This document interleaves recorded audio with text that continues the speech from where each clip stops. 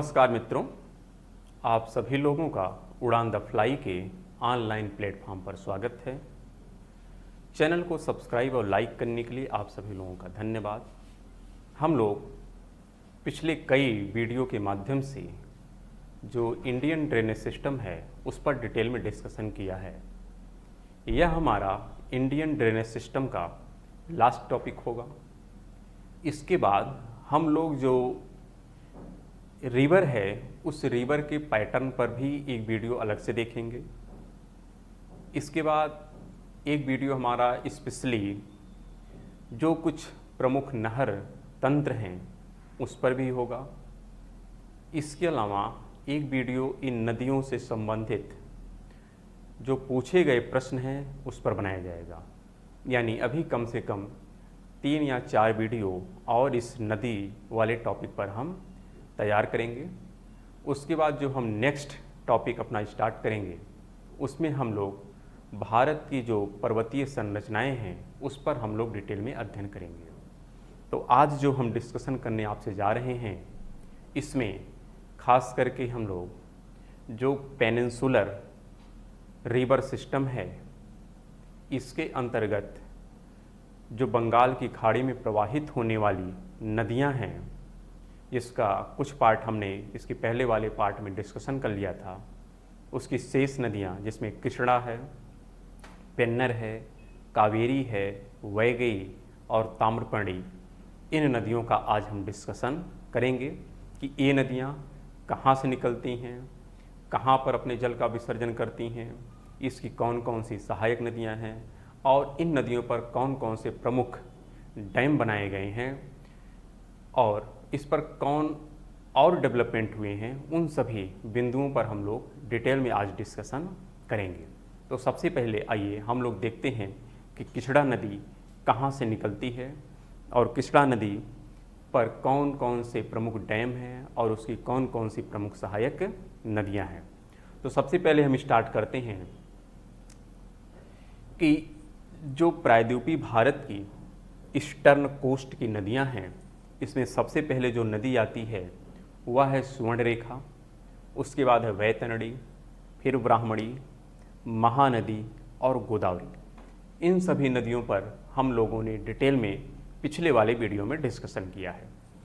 इसके बाद की जो नदियां हैं जिसमें है कृष्णा है, पेन्नर है, कावेरी है, वैगई है और ताम्रपर्णी, इन नदियों पर आज हम डिस्कशन करेंगे। लेकिन ध्यान रखना है यहाँ पर जो गोदावरी नदी है और कृष्णा नदी है, इन दोनों नदियों के मध्य में एक झील है जिसका नाम है कोल्लेरू झील। क्या नाम है? कोल्लेरू झील। और यह झील आंध्र प्रदेश में ही है। और ख़ास बात है कि यह झील जो है यह अस्थायी झील है। कैसी है? अस्थायी झील है। यानी बारिश के समय में यह एशिया की सबसे बड़ी झील बन जाती है, लेकिन अन्य समय क्या हो जाती है? शुष्क हो जाती है। तो उस आधार पर यह काफ़ी चर्चा में रहती है। इसी प्रकार जब आप पेन्नर देखते हैं तो पेन्नर के साउथ में भी एक झील है जिसका नाम है पुलिकट झील। क्या नाम है? पुलिकट झील। और जो एक त्यौहार होता है, खास करके यहाँ पर पक्षी आते हैं जिसका नाम हम कह सकते हैं कि यहाँ पर एक, जब याद आ जाएगा हम लोग पर्यावरण में देखेंगे, लेकिन यहाँ पर एक पक्षी है जिसका हम लोग त्यौहार मनाते हैं, याद नहीं आ रहा, बता देंगे बाद में। तो यहाँ पुलिकट झील है, फिर कावेरी है, फिर वैगई है और ताम्रपर्णी है। तो इन सभी नदियों का हम लोग अध्ययन करेंगे। तो सबसे पहले हम देखते हैं कि यह कृष्णा नदी निकलती कहाँ से है और कहाँ पर अपने जल का विसर्जन करती है और कौन कौन सी इसकी सहायक नदियाँ हैं। क्रम आपको याद रखना है, क्रम आपको भूलना नहीं चाहिए, नॉर्थ से साउथ या साउथ से नॉर्थ। हाँ, इसका नाम है फॉलिकन पक्षी एक है। तो फॉलिकन पक्षी यहाँ पर क्या होता है, उसी से संबंधित यहाँ पर त्यौहार मनाए जाते हैं। तो अगला जो हमारा है इसमें देखिए जो कृष्णा नदी है ये निकलती कहाँ से है।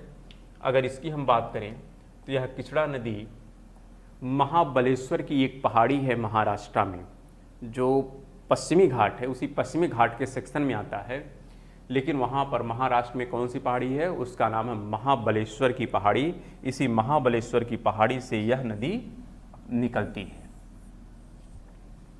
और यह नदी आगे बढ़ती है तथा बंगाल की खाड़ी में अपने जल का विसर्जन कर देती है। लेकिन जो इसकी प्रमुख सहायक नदियां हैं वह काफ़ी ज़्यादा महत्वपूर्ण हैं और वहाँ से प्रश्न पूछे जाते हैं। हमने कहा 4 ही नदियां हैं प्रायद्वीपीय भारत की जो बंगाल की खाड़ी में अपने जल का विसर्जन करती हैं, उनकी सहायक नदियों के बारे में आपसे स्पेशली पूछा जाता है। इसमें पहली है महानदी, दूसरी है गोदावरी, तीसरी है कृष्णा और चौथी है कावेरी। इन्हीं 4 नदियों पर प्रश्न ज़्यादातर बनते हैं और जो नदियां हैं वह इनकी सहायक के रूप में करके आपसे प्रश्न पूछा जाता है। तो यह कृष्णा नदी निकलती कहाँ से है, महाबलेश्वर की पहाड़ी है महाराष्ट्र में, वहाँ से निकलती है। और इस नदी की जो प्रमुख सहायक नदियां हैं उसमें सबसे पहले है पावना, फिर है कोयना, सीना, भीमा और मूसी। तो नाम आप एक साथ पढ़िएगा, सीना, भीमा, मूसी। 2 और है, एक का नाम है पावना और एक का नाम है कोयना। कोयना भी महाराष्ट्र की एक प्रमुख नदी है और उसी कोयना पर एक डैम बना जिसका नाम है कोयना डैम। और कोयना डैम बहुत समय पहले चर्चा में था क्योंकि यहाँ पर जो कोयना डैम के नीचे की प्लेट है उसमें कुछ फ्रैक्चर हुआ था जिससे भूकंप की संभावना देखी गई थी। तो खैर ठीक है, तो यहाँ पर जो ये कौन सा होगा, अगर नदी मान लो इस डायरेक्शन में फ्लो कर रही है तो यह डायरेक्शन कौन सा हो जाएगा, यह लेफ्ट हो जाएगा और नीचे राइट हो जाएगा। तो जो लेफ्ट की नदियां उसमें सीना, भीमा, मूसी, 2 और हैं पावना और कोयना। अगर हम राइट की बात करें तो राइट में है घाटप्रभा, मालप्रभा, तुंगभद्रा और तुंगभद्रा की एक सहायक उसका नाम क्या है, हैगरी। तो यहाँ पर कभी कभी हैगरी नाम सीधा सीधा दे देता है किसकी सहायक है, कृष्णा की सहायक है, जबकि वास्तव में हैगरी कृष्णा की नहीं बल्कि किसकी सहायक है, तुंगभद्रा की। लेकिन फिर भी जैसे हमने गोदावरी वाले में डिस्कशन किया था कि वहाँ पर था पेनगंगा, वर्धा, वेनगंगा और सब मिलकर क्या बनी थी, प्राणहिता। तो वहाँ पर चारों को सहायक करता है। उसी प्रकार यहाँ पर तुंगभद्रा और हैगरी को कृष्णा की सहायक ही माना जाता है, जबकि हैगरी वास्तव में किसकी सहायक है, तुंगभद्रा की। तो लेफ्ट में ज़्यादा पूछी जाने वाली कौन नदियाँ हैं, 3, सीना, भीमा, मूसी। नीचे से कौन है, घाटप्रभा, मालप्रभा, तुंगभद्रा और हैगरी। तो ये नदियाँ कृष्णा की क्या हैं, सहायक नदियाँ हैं। और इन सभी नदियों पर कुछ खास चीज़ें हैं जो आपको जानना चाहिए। जैसे सबसे पहला कि जो ये मूसी नदी है, इसी मूसी नदी पर एक प्रमुख नगर है जिसका नाम है हैदराबाद। और हैदराबाद यह कहाँ की राजधानी है, अतीत में तो यह आंध्र प्रदेश की राजधानी थी, लेकिन वर्तमान में यह किसकी राजधानी है, तेलंगाना की। अभी संयुक्त रूप से तेलंगाना आंध्र प्रदेश दोनों की राजधानी है, लेकिन माना किसका जाएगा, अभी तेलंगाना की राजधानी है। हाँ, जो अब आंध्र प्रदेश की नई राजधानी बनने जा रही है, जो बनाई जा रही है, उसका नाम अमरावती है। तो ध्यान रखिएगा, मूसी नदी पर कौन सा प्रमुख नगर है, हैदराबाद, जो तेलंगाना की राजधानी है वर्तमान में। और साथ में इसी मूसी नदी पर एक झील भी है जिसका नाम है ओस्मान झील। क्या नाम है, ओस्मान झील। तो ध्यान रखिएगा, मूसी नदी 2 कारण से ज़्यादा चर्चा में रहती है। एक तो इस पर प्रमुख नगर हैदराबाद है, दूसरा इस पर एक झील है जिसका नाम है ओस्मान झील। अच्छा, दूसरी बात, यहाँ पर एक भीमा नदी है। यह भी भीमा नदी उसी महाराष्ट्र वाले सेक्शन से ही निकलती है। तो महाराष्ट्र वाले सेक्शन से निकलती है तो इसी पर एक प्रमुख डैम भी बनाया गया है और उस डैम का नाम है भीमा डैम, या इसी को कहते हैं भीमा सिंचाई परियोजना। तो भीमा नदी पर भीमा डैम या भीमा सिंचाई परियोजना, इसी का एक नाम और है, उसको कहते हैं उज्जैनी। क्या कहते हैं, उज्जैनी। तो अगर आपसे कभी मान लो प्रश्न में आपको कन्फ्यूजन में डालना है तो डाल सकता है कि उज्जैनी डैम किस नदी से संबंधित है, तो ध्यान रखिएगा भीमा। लेकिन भीमा किससे संबंधित है, तो कृष्णा नदी से संबंधित है। इसी प्रकार आप देख रहे हैं कि कोयना जो डैम है वह कोयना नदी पर है, लेकिन नीचे ये जो हैगरी है, यह हैगरी किसकी सहायक है? तुंगभद्रा की सहायक है। और यह हैगरी जो नदी है यह निकलती कहाँ है? पश्चिमी घाट। जब हम लोग पढ़ेंगे पर्वत संरचना तो उसमें देखेंगे जो पश्चिमी घाट है उसी पश्चिमी घाट के कर्नाटक वाले सेक्शन में एक पहाड़ी आती है जिसका नाम है बाबा बूदन की पहाड़ी। क्या नाम है? बाबा बूदन की पहाड़ी। उसी बाबा बूदन की पहाड़ी से यह नदी निकलती है जिसका नाम क्या है? हैगरी। और यह हैगरी किसकी सहायक है? तुंगभद्रा की। इस हैगरी को एक नाम और दिया जाता है और वह नाम क्या है? बेदावथी। क्या नाम है? बेदावथी। तो हैगरी को हम बेदावथी के नाम से भी जानते हैं। हिस्ट्री में इसकी चर्चा आप लोग देख सकते हैं, बार बार आएगा। जब एंशिएंट हिस्ट्री पढ़ेंगे तो वहाँ पे बेदावथी का नाम आता रहता है। तो इसी हैगरी को हम लोग कहते हैं जो कहाँ से निकलती है? बाबा बूदन की पहाड़ी। और बाबा बूदन की पहाड़ी कहाँ है? कर्नाटका में है। और किसका पार्ट है? तो हम जब पढ़ेंगे पर्वत संरचना तो वहाँ पर देख लेंगे। जो तुंगभद्रा नदी है, इसी तुंगभद्रा नदी पर एक प्रमुख डैम है जिसका नाम है तुंगभद्रा परियोजना। यह 2 राज्यों में है, एक तो कर्नाटका है और एक कौन सा है? आंध्र प्रदेश। 2 राज्यों की यह संयुक्त परियोजना है जिसका नाम है तुंगभद्रा परियोजना। तो नाम याद कर सकते हैं। प्रमुख सहायक नदियां कौन कौन सी हैं? सीना, भीमा, मूसी। 3 नाम आप याद करिए, सीना, भीमा, मूसी। कोयना और पाबना भी वहीं पर हैं। और अगर राइट की बात करें तो घाट प्रभा, मालप्रभा, तुंगभद्रा और हैगरी। हैगरी किसकी सहायक है? तुंगभद्रा की। ध्यान रखिएगा, एक तुंगभद्रा और है। जब हम लोग केरल की नदियां पढ़ रहे थे जिसमें पेरियार और पंबा था, तो पंबा को ही हमने कहा था उसका पौराणिक नाम क्या था? तुंगभद्रा। तो पंबा को हम लोग तुंगभद्रा के नाम से भी जानते हैं, लेकिन तुंगभद्रा जो सहायक है वह किसकी सहायक है? इस किचड़ा की सहायक है। तो इसमें कोई कन्फ्यूजन आप ना पालिएगा, इसलिए ध्यान रखिएगा कि तुंगभद्रा किसकी सहायक है? किचड़ा की। जबकि तुंगभद्रा पौराणिक नाम है किसका? पंबा नदी का, जो केरल की एक प्रमुख नदी है जिसके तट पर प्रसिद्ध सबरीमाला मंदिर है। और क्या इसमें खास है? इस किचड़ा नदी पर देख रहे हैं 3 प्रमुख डैम हैं जिसके लिए यह चर्चा में रहता है। एक का नाम है अलमट्टी, एक का नाम है नागार्जुन और एक का नाम है श्री सैलम। तो अलमट्टी, नागार्जुन और श्री सैलम, ध्यान रखिएगा। इसी प्रकार के 3 नाम आएंगे। जैसे अलमट्टी है, इसी प्रकार से एक आता है मेट्टूर। क्या नाम है? मेट्टूर। और एक नाम आता है माता टीला। तो लोग तीनों में कंफ्यूज हो जाते हैं, नाम लिख देते हैं। जैसे अलमट्टी है, इसी प्रकार से एक नाम है जिसको कहते हैं मेट्टूर और एक नाम है माता टीला। तो ये जो माता टीला है यह बेतवा से संबंधित है। किससे है? बेतवा से।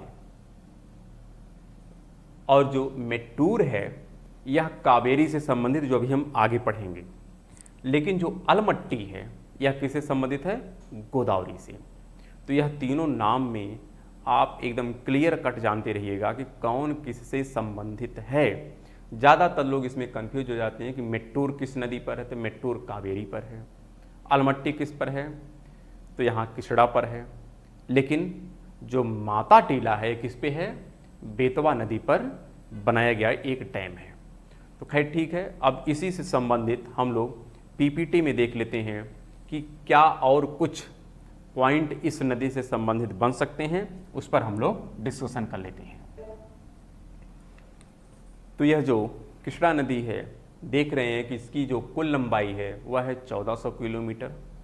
निकलती कहाँ से? महाबलेश्वर की पहाड़ी, महाराष्ट्र, जो पश्चिमी घाट का पार्ट है। कुल लंबाई है 1400 किलोमीटर। इसका कुल क्षेत्रफल है 2,58,948 स्क्वायर किलोमीटर। इसका जो सर्वाधिक हम कह सकते हैं विस्तार है वह किस राज्य में है? कर्नाटका में है, महाराष्ट्र में है, तेलंगाना में है और आंध्र प्रदेश में है। फिर इसकी जो प्रमुख सहायक नदियां हैं उसमें हमने कहा 3 लेफ्ट से हैं और 3 राइट से हैं। लेकिन लेफ्ट में 2 और नदियां हैं जिसमें एक का नाम है कोयना और एक का नाम पावना, लेकिन प्रमुख कौन है? सीना, भीमा, मूसी।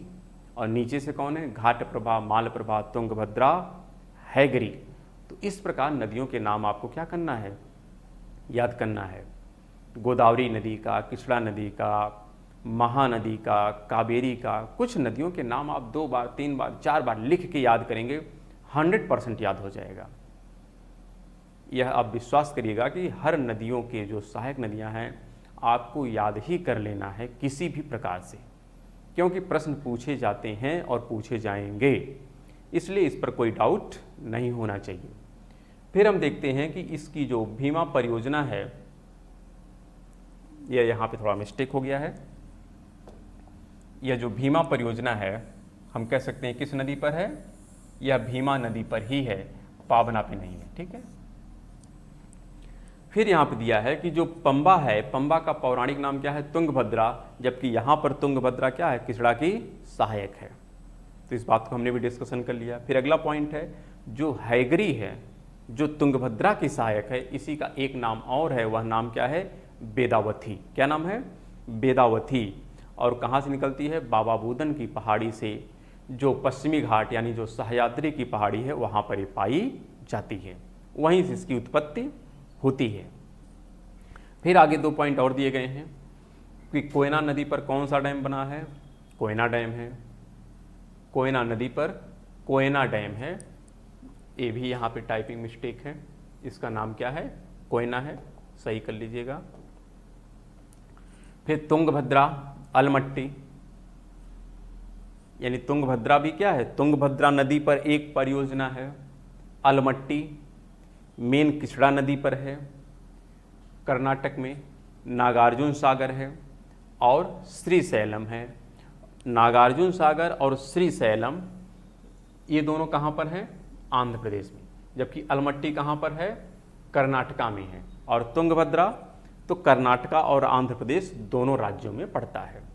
कभी कभी कुछ चीज़ें आपसे स्टेट वाइज भी पूछ ली जाती हैं, तो जब आप पढ़ ही रहे हैं तो थोड़ा एटलस अपने साथ रख के पढ़ते रहिए, कि जिससे आपको स्टेट के बारे में भी प्रॉपर जानकारी होती रहे।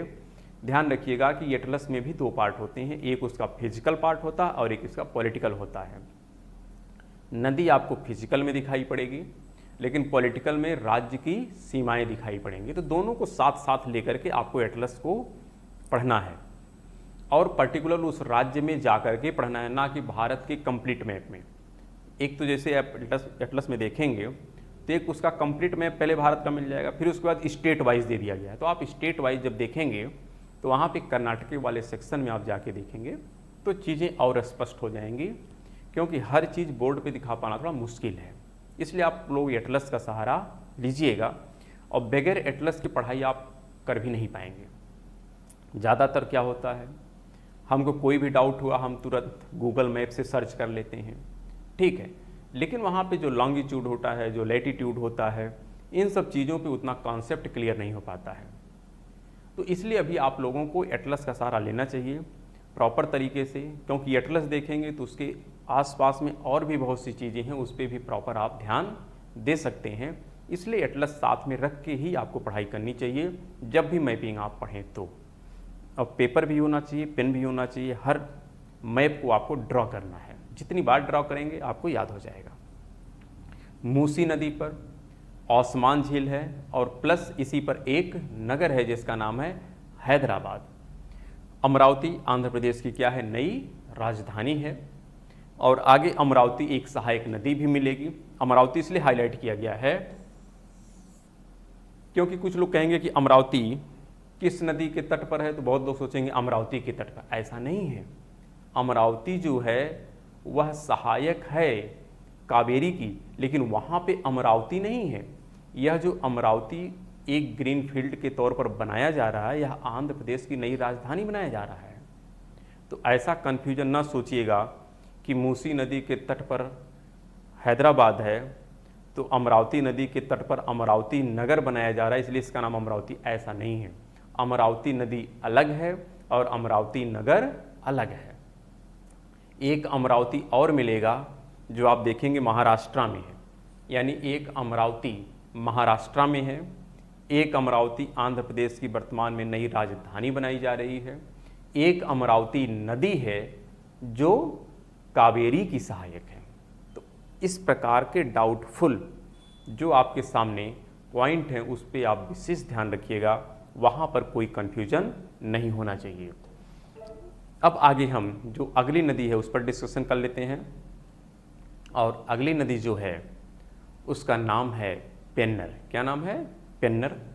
आप उस चीज़ को देख सकते हैं कि जब ऊपर से आप आते हैं इस मैप में तो सबसे पहले आपको हमने कहा स्वर्ण रेखा है, फिर बैतरणी है, ब्राह्मणी है, महानदी है, गोदावरी है, कृष्णा है। लेकिन गोदावरी और कृष्णा के बीच में आप देखो एक गोदावरी वाला सेक्शन है, यहाँ पर एक गोदावरी है और नीचे क्या है? यहाँ पर नीचे यहाँ पर है कृष्णा। तो इसी गोदावरी और कृष्णा के बीच में एक झील है जिसका नाम है कोल्लेरू। क्या नाम है? कोल्लेरू झील है। और इसी के जब नीचे आते हैं तो यहाँ पर देखिए एक नदी है जिसका नाम है पेन्नर। क्या नाम है? पेन्नर। लेकिन पेन्नर की दो शाखा है, एक नहीं, कितनी शाखाएं हैं? दो शाखाएं हैं। एक का नाम होता है उत्तरी पेन्नर और एक का नाम है दक्षिणी पेन्नर। एटलस में एकदम क्लियर कट आपको नजर आएगा। और इसी के जस्ट नीचे एक और झील है जिसका नाम है पुलिकट।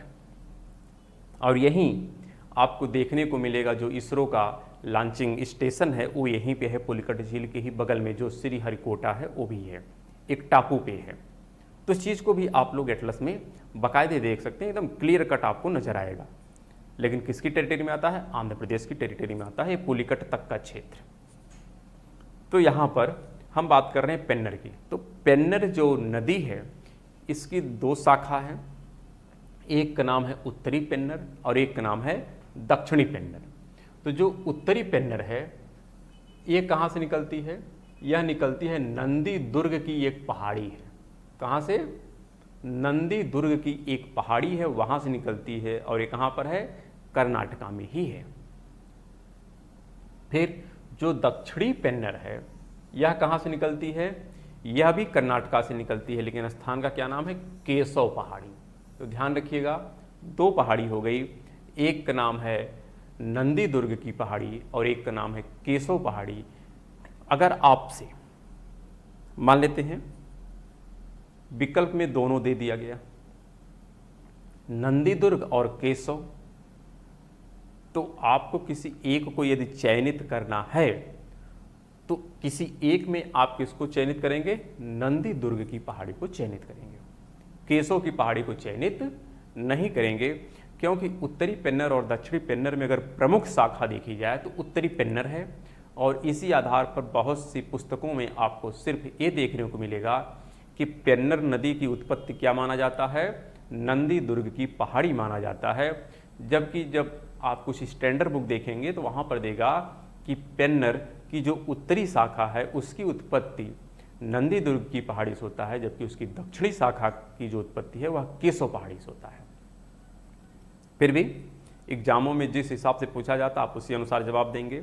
अगर किसी एक के चयन की बात आएगी तो क्या जवाब देंगे? नंदी दुर्ग की पहाड़ी से पेन्नर नदी की उत्पत्ति होती है। जैसे गंगा अलकनंदा और भागीरथी से है, लेकिन मेन क्या माना जाता है? भागीरथी, जो कहाँ से निकलती है? गोमुख से। जबकि अलकनंदा भी तो है उसी का एक पार्ट, लेकिन फिर भी प्रधान शाखा कौन है? भागीरथी। उसी प्रकार इस पेन्नर की प्रधान शाखा कौन है? उत्तरी पेन्नर। और उसी की उत्पत्ति को पेन्नर की उत्पत्ति मान लिया जाता है। जो कौन सा स्थान है? नंदी दुर्ग की पहाड़ी, कर्नाटका में। इसकी जो कुल लंबाई है वह है 597 किलोमीटर। इस पर एक जलाशय बना है जिसका नाम है कृष्णा गिरी जलाशय परियोजना। तो कुछ लोग कंफ्यूज हो सकते हैं कि कृष्णा गिरी यानी कृष्णा नदी से संबंधित है, जबकि ऐसा कुछ भी नहीं है।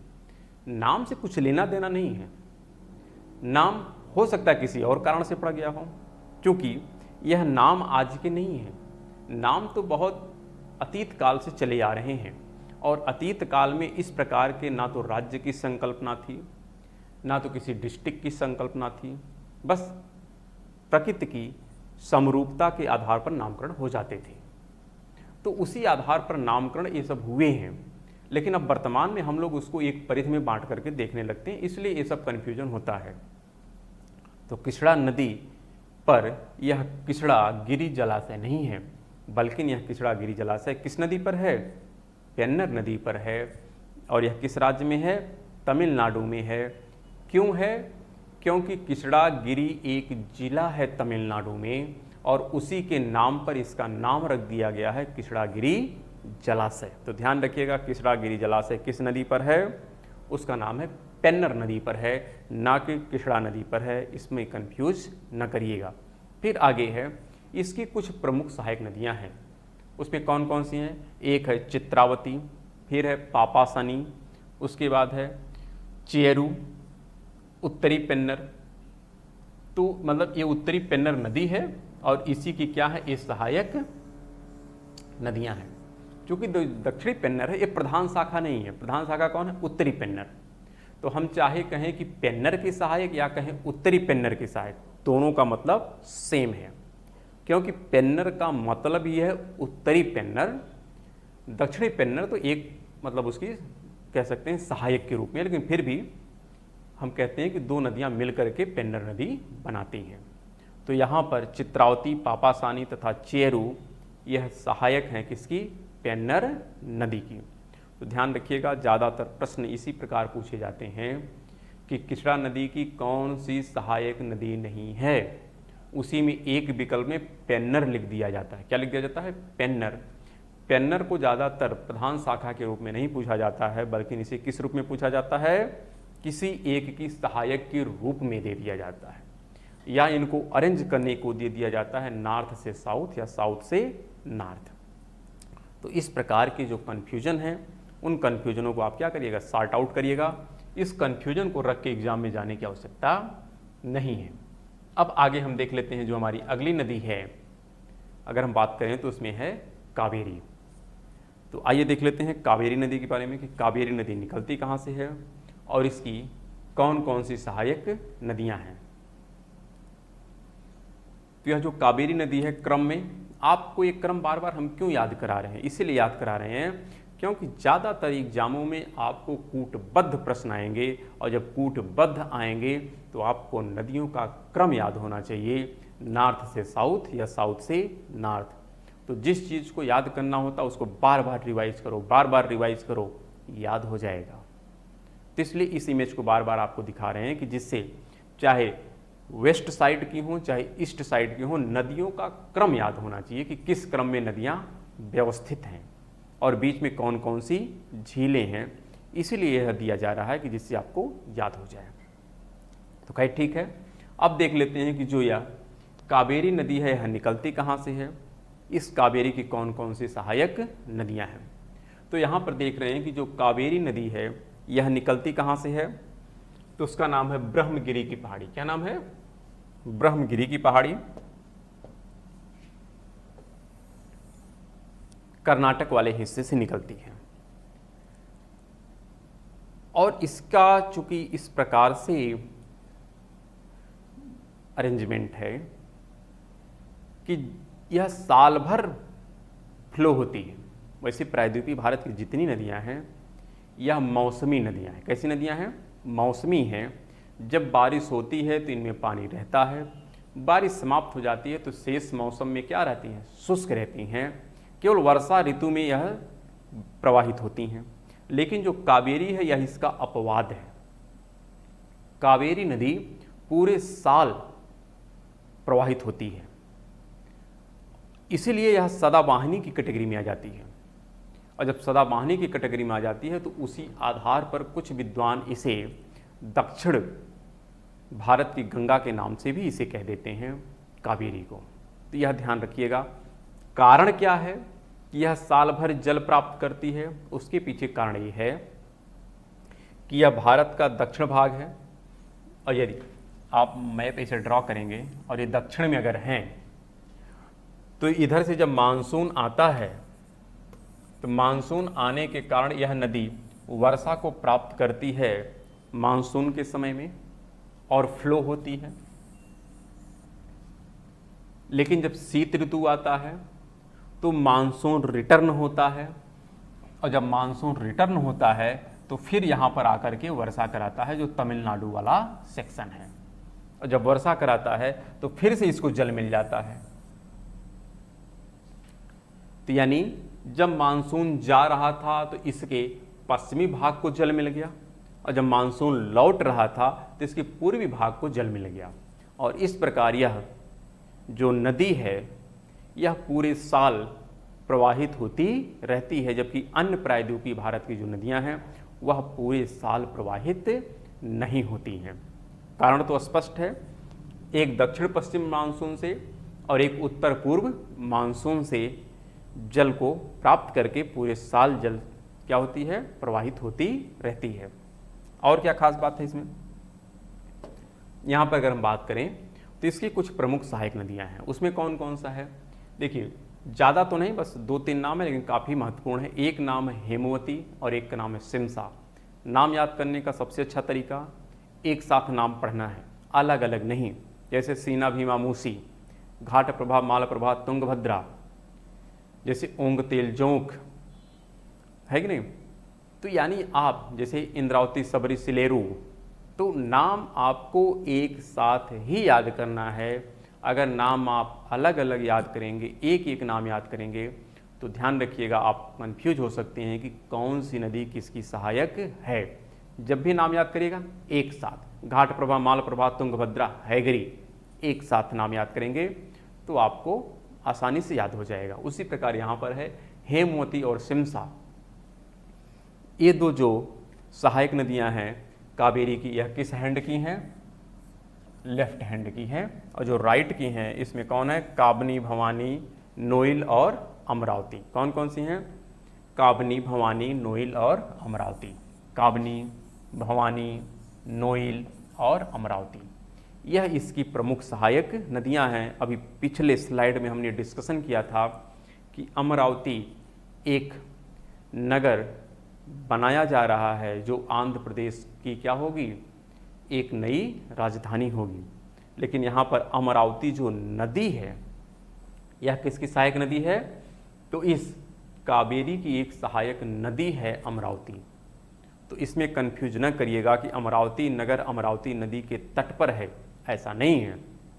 अमरावती एक नगर पहले से ही है महाराष्ट्र में, एक नगर स्थापित किया जा रहा है कहाँ पर, आंध्र प्रदेश में। लेकिन अमरावती नदी किसकी सहायक है, कावेरी की सहायक है। जबकि कावेरी की अन्य सहायक कौन कौन सी हैं, सिमसा, हेमवती, नीचे काबनी, भवानी, नोइल और अमरावती। तो ये इसकी प्रमुख सहायक नदियां हैं। इसी पर एक प्रमुख डैम है, पिछले वाले स्लाइड में हमने डिस्कशन किया था, उसका नाम क्या है, मेट्टूर। क्या नाम है, मेट्टूर। जबकि पिछले वाली पे कौन था, किसड़ा पर कौन था, उसका नाम था अलमट्टी।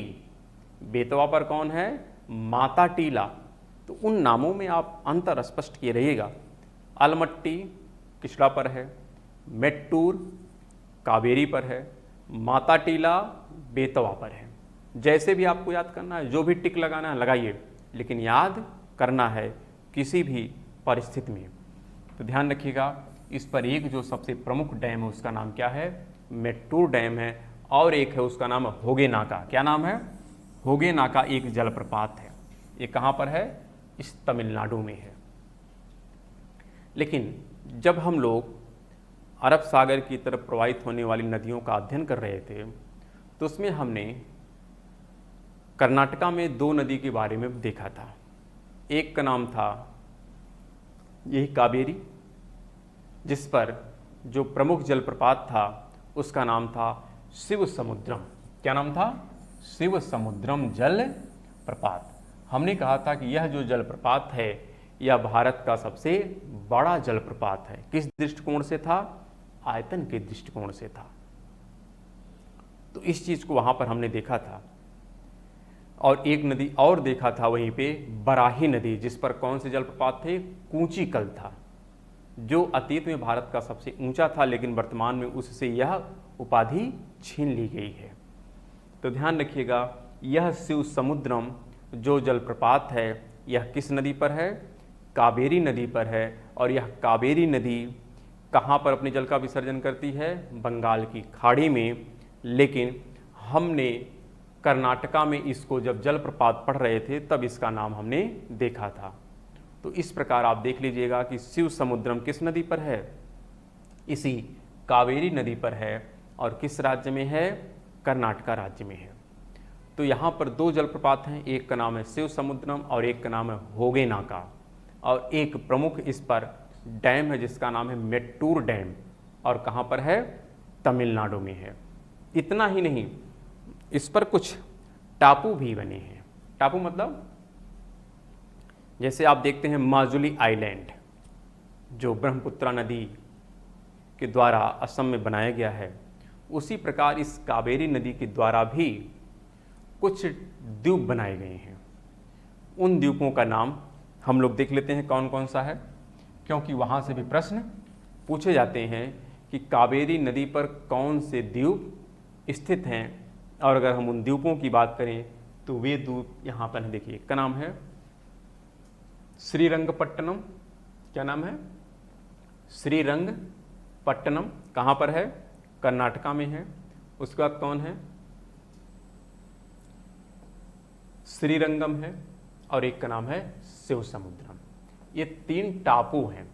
शिव समुद्रम जलप्रपात भी है, शिव समुद्रम एक टापू भी है। तो तीन हैं, श्रीरंगपट्टनम, श्रीरंगम, श्रीशैलम नहीं, ध्यान रखिएगा।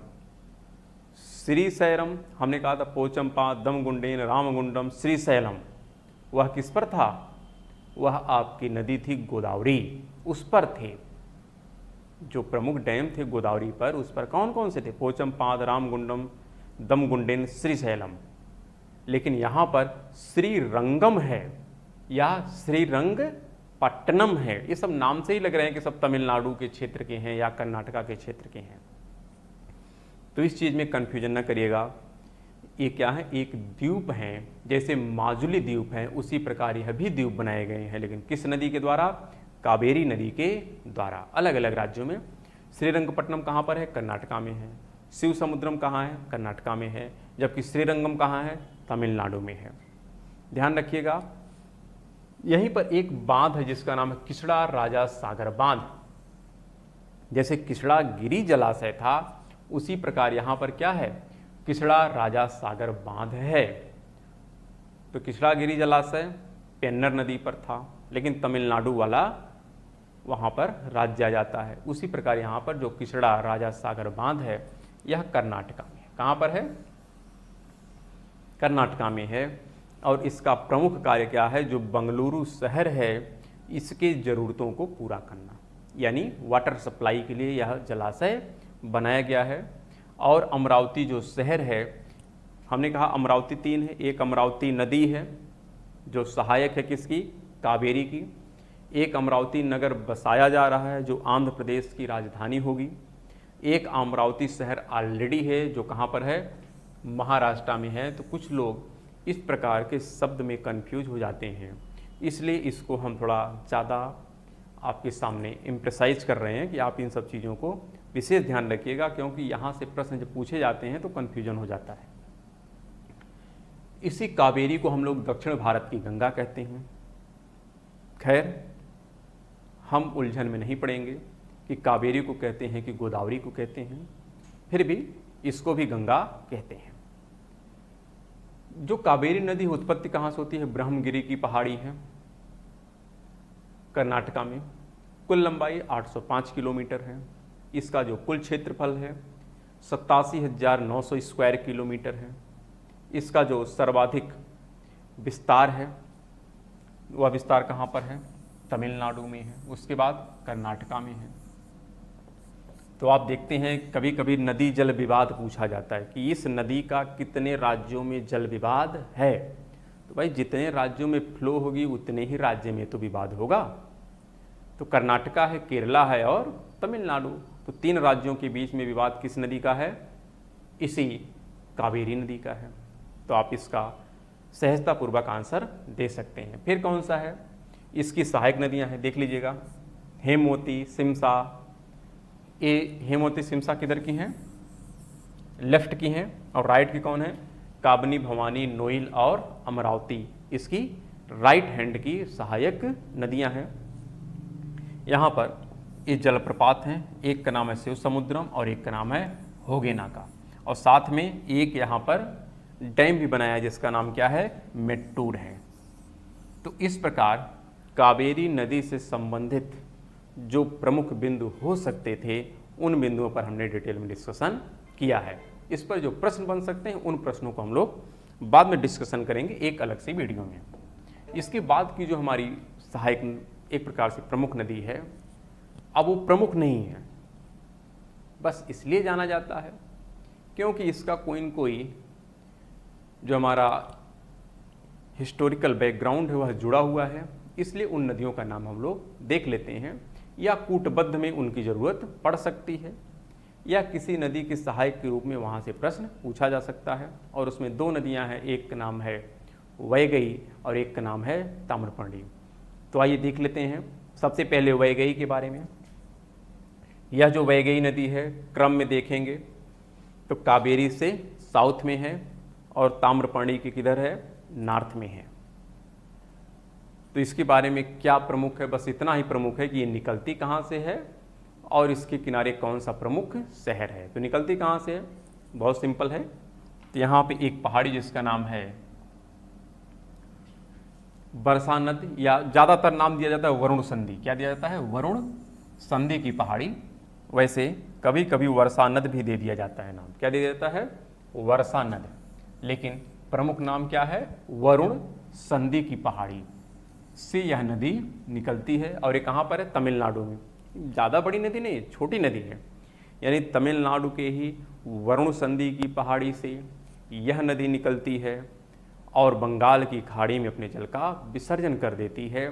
इसका जो ऐतिहासिक महत्व है वह ये है कि इस नदी के तट पर एक प्रमुख नगर है जिसका नाम है मदुरै। क्या नाम है? मदुरै। तो आप लोग जब हिस्ट्री पढ़ेंगे, आर्ट और कल्चर, तो वहाँ पे इस नगर के बारे में काफ़ी चर्चा की जाएगी। तो आपको थोड़ा समझने में सहूलियत होगी। जब आप आर्ट कल्चर पढ़ेंगे तो वहाँ पर इन सारी नदियों का जिक्र बार बार किया जाएगा। तो इसलिए नदी आपके लिए महत्वपूर्ण है। नदी को आप ध्यानपूर्वक पढ़ते रहिएगा। इतिहास में जब भी आप देखेंगे, चाहे कोई एंशियंट से हम कह सकते हैं खनन हो या कुछ आर्ट और कल्चर हो, तो वहाँ पर नदियों का जिक्र बार बार किया जाता है। जो सभ्यताएं होती हैं उनका चर्चा किया जाता है। तो नदियों का नाम याद करना आपके लिए अति आवश्यक है, इसलिए याद कर लीजिएगा। फिर जो अगली हमारी नदी है उसका नाम क्या है? ताम्रपर्णी। ताम्रपर्णी में कुछ खास नहीं है, बस इतना ही है कि यह दक्षिण भारत मतलब सबसे दक्षिणतम नदी है प्रायद्वीपी भारत की। उसका नाम क्या है? ताम्रपर्णी। निकलती कहाँ से है? तिरुनेलवेली स्थान है तमिलनाडु में, वहीं से यह नदी निकलती है। फिर कहाँ पर जाके अपने जल का विसर्जन करती है? बंगाल की खाड़ी में कर देती है। बंगाल की खाड़ी आप कहें या फिर आप यहाँ पे कह सकते हैं मन्नार की खाड़ी। कौन सी है? मन्नार की खाड़ी है जो श्रीलंका और भारत के बीच में है, जहाँ पर पाक जल संधि है, वहीं पर एक है मन्नार की खाड़ी। तो आप कह सकते हैं यह नदी अपने जल का विसर्जन कहाँ करती है? मन्नार की खाड़ी में करती है। और क्या महत्व है? निकलती कहाँ से है? अगस्थामलाई। अब देखेंगे कि जो पहाड़ियाँ हैं, जब हम प्रायद्वीपीय भारत पढ़ेंगे तो प्रायद्वीपीय भारत में पहाड़ियाँ जैसे नीलगिरी है, अन्नामलाई है, कार्डेमम है, अगस्थामलाई है। तो वहीं पर एक पहाड़ी है जिसका नाम क्या है? अगस्थामलाई। तो अगस्थामलाई से यह नदी निकलती है जिसका नाम क्या है? ताम्रपर्णी। स्थान का क्या नाम है? तिरुनेलवेली जनपद है जहाँ से यह नदी निकलती है। तो ये सब नदियों से संबंधित जो प्रमुख बिंदु थे उस पर तो हमने डिस्कशन कर लिया। लेकिन कभी कभी इसी नदियों से संबंधित कुछ राष्ट्रीय उद्यान हैं जिस पर आपसे प्रश्न पूछा जा सकता है कि यह उद्यान किस किस नदी के किनारे स्थित है। तो वहाँ से प्रश्न पूछा जा सकता है, इसलिए एक उस पर भी हम छोटा सा ओवरव्यू देख लेते हैं कि किस नदी के तट पर कौन से राष्ट्रीय उद्यान स्थित हैं। तो यहाँ पर 4-5 नाम है, देख लेते हैं, बहुत आसान है। चूँकि नदियों के नाम आप जान चुके हैं इसलिए इनके नाम देखना आसान है। जैसे जिम कॉर्बेट उत्तराखंड में है, काफ़ी चर्चा में रहता है। जब यूपी का एग्जाम देने जाते हैं तो अक्सर देता है जिम कॉर्बेट, राजा जी, ऐसे बहुत नाम, दुधवा। तो जो जिम कॉर्बेट है यह किस नदी के तट पर है अगर पूछा जाए, है तो उत्तराखंड में। तो वहाँ पर नदी जो है, एक का नाम है रामगंगा और एक का नाम है काली। काली यानी वही जो घाघरा है, कौन है, घाघरा। घाघरा का ही एक जो पार्ट है उसको हम काली कहते हैं। हमने कहा ना घाघरा 2 पार्ट है, एक काली है और एक करनाली। तो काली वाला जो सेक्शन है अगर आप देखेंगे तो वेस्ट में है, किधर है, वेस्ट में है, और जो ईस्ट वाला है उसका क्या नाम है, करनाली है। तो काली और रामगंगा के ही मध्य में यह कॉर्बेट है, जिम कॉर्बेट। यह एक टाइगर रिजर्व है, यह एक राष्ट्रीय उद्यान भी है, तो इसका नाम आप याद रखिएगा। इसी प्रकार काजीरंगा असम में है, कहाँ पर है, असम में है। तो असम में है तो कौन सी नदी वहाँ पर होगी, जाहिर सी बात है ब्रह्मपुत्र तो रहेगी ही। साथ में और कौन सी सहायक नदियाँ हैं, तो वहाँ पर है धनश्री है और मोरा। तो काजीरंगा का जो संबंध है ब्रह्मपुत्र के साथ साथ धनश्री और मोरा नदी से संबंधित है। इसी प्रकार जो साइलेंट वैली है केरल में, हमने पेरियार और पंबा के बारे में जब चर्चा कर रहे थे तो वहीं पर हमने 2 नदियों के बारे में और डिस्कशन कर लिया था। एक का नाम था भरतपुझा और एक का नाम था पुंजपुझा। तो यह भरतपुझा और पुंजपुझा इसलिए महत्वपूर्ण थी क्योंकि इसी से संबंधित है एक वैली जिसका नाम है साइलेंट वैली। और साइलेंट वैली इसलिए काफ़ी ज़्यादा चर्चा में रहती है क्योंकि यहाँ की जैव विविधता बहुत ज़्यादा है। यह एक प्रकार से हॉट स्पॉट बायोडाइवर्सिटी का क्षेत्र है जहाँ पर एंडेमिक स्पीसीज काफ़ी ज़्यादा पाई जाती हैं, लेकिन मानव जनित गतिविधियों के कारण यह क्षेत्र संकट में पहुँच चुका है। इसलिए साइलेंट वैली पूछा जाता है कि साइलेंट वैली किस राज्य में है, केरला में है। इससे संबंधित कौन सी नदियां हैं, तो भरतपुझा, पुंजपुझा। यह एक बायोडाइवर्सिटी है जो हॉट स्पॉट की कैटेगरी में रखा जाता है। इसी प्रकार पेंच है, पेंच है मध्य प्रदेश में, पेंच नदी पर है। लेकिन अगर पन्ना पूछा जाएगा, कौन पूछा जाएगा, पन्ना टाइगर रिजर्व, यह भी मध्य प्रदेश में है। तो पन्ना इसलिए न्यूज़ में रहता है क्योंकि बेतवा नदी है और एक तरफ केन नदी है। तो जो बेतवा को केन से लिंक करने की बात चल रही थी और लिंक किया जा रहा है या लिंक हो भी गया है आप लगभग वर्तमान में, तो उस बेतवा को जब केन से लिंक किया जा रहा था तो जो पन्ना टाइगर रिजर्व था वह इससे प्रभावित हुआ।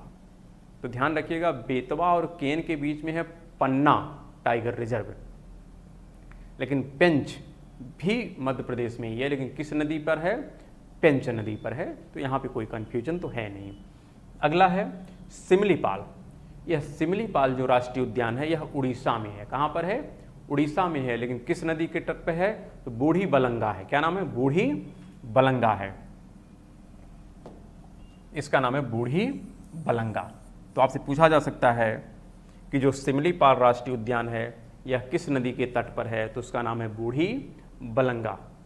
इसी प्रकार जो अगला राष्ट्रीय उद्यान है प्रमुख, उसका नाम है इंद्रावती।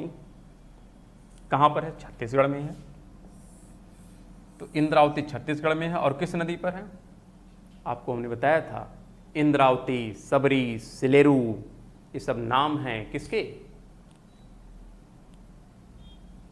गोदावरी का आपने नाम सुना होगा। वहाँ पर हमने कहा था वेनगंगा, वर्धा, पेनगंगा, प्राणहिता, इंद्रावती, सबरी, सिलेरू। उसी गोदावरी की जो एक सहायक नदी है इंद्रावती, जिस पर चित्रकूट डैम था, यानी जिस पर भारत का नियाग्रा जलप्रपात है, उसी नदी से संबंधित है यह इंद्रावती राष्ट्रीय उद्यान। और यह किस राज्य में है, छत्तीसगढ़ में है। इसी प्रकार कांगेर घाटी है, यह भी छत्तीसगढ़ में है, लेकिन किस नदी पर है, कोलाबा नदी पर है। किस पर है, कोलाबा नदी है, उससे यह संबंधित है। इसी प्रकार एक और राष्ट्रीय उद्यान है, उसका नाम है भितरकणिका। और यह भितरकणिका कहाँ पर है, उड़ीसा में है। हम लोग इन सभी के बारे में डिटेल में पढ़ेंगे जब पर्यावरण वाला टॉपिक डिस्कस करेंगे तो, लेकिन बस अभी यहाँ पर इसलिए डिस्कशन कर दे रहे हैं क्योंकि नदी हमने देखा, तो नदी से मिलते जुलते जो राष्ट्रीय उद्यान हैं उसको भी डिस्कस कर लें। इसी दृष्टिकोण से इसको हम बता रहे हैं आपको कि जिससे अभी नदी ताज़ा है तो यह याद भी हो जाएगा। तो यहाँ पर आप देख रहे हैं भितरकणिका, यह भी उड़ीसा में है, लेकिन दो नदियाँ हैं जिसका नाम है, एक का नाम है ब्राह्मणी और एक का नाम है बैतरणी। तो ब्राह्मणी और वैतरणी नदी से संबंधित जो राष्ट्रीय उद्यान है उसका नाम है भितरकणिका। तो इस प्रकार राष्ट्रीय उद्यान किस नदी से संबंधित है उस पर भी हमने एक संक्षेप में डिस्कशन कर लिया है। इसके बाद जो हमारा अब अगला टॉपिक होगा अध्ययन का, उसमें सबसे पहले हम लोग नदियों से संबंधित कुछ प्रतिरूप हैं कि जो प्रायद्वीपीय भारत की नदियां हैं यह किस प्रतिरूप की हैं, या जो हिमालय की नदियां हैं यह किस प्रतिरूप की हैं।